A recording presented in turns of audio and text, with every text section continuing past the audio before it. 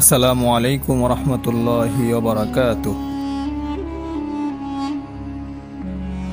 আমরা আজ যাচ্ছি মানিকগঞ্জ জেলার সাটুরিয়া থানাতে অবস্থিত বালিয়াটি জমিদার বাড়ি।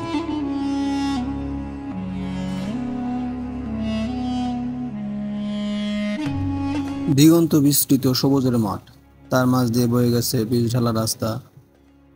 এই রাস্তায় যাচ্ছিলাম আর ভাবছিলাম এই পথ যদি শেষ না হতো। যত সামনে এগোচ্ছিলাম চোখ জুড়িয়ে যাচ্ছিল এই দৃশ্য দেখে। আসলে প্রকৃতি অনেক সুন্দর। ভালোবাসুন প্রকৃতিকে। চলুন একসাথে দেখতে থাকি প্রকৃতির এই সৌন্দর্যকে। कोई हुस्ने अमल पास मेरे नहीं, फंस न जाऊं कयामत में मौला कहीं।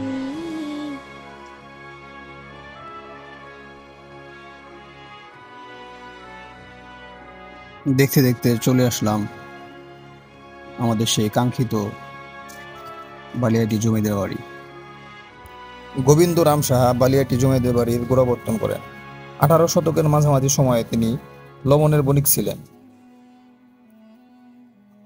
জমিদার পরিবারের বিভিন্ন উত্তরাধিকারের মধ্যে কিশোরী লাল রায় চৌধুরী, রায় বাহাদুর, হরেন্দ্র কুমার রায় চৌধুরী তৎকালীন শিক্ষা খাতে উন্নয়নের জন্য বিখ্যাত ছিলেন।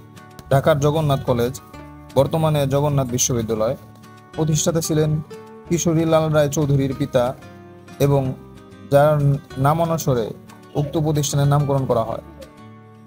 বালিয়াটি জমিদার বাড়ি নামে পরিচিত এই প্রাসাদের চত্বরটি প্রায় 16,554 বর্গমিটার জমির উপর ছড়িয়ে থাকা 7টি দক্ষিণমুখী দালানের সমাবেশ। এই দালানগুলো খ্রিস্টীয় মধ্য ঊনবিংশ শতক থেকে বিংশ শতকের প্রথম ভাগের বিভিন্ন সময়ে জমিদার পরিবারের কয়েকজন সদস্যের দ্বারা নির্মিত হয়েছিল।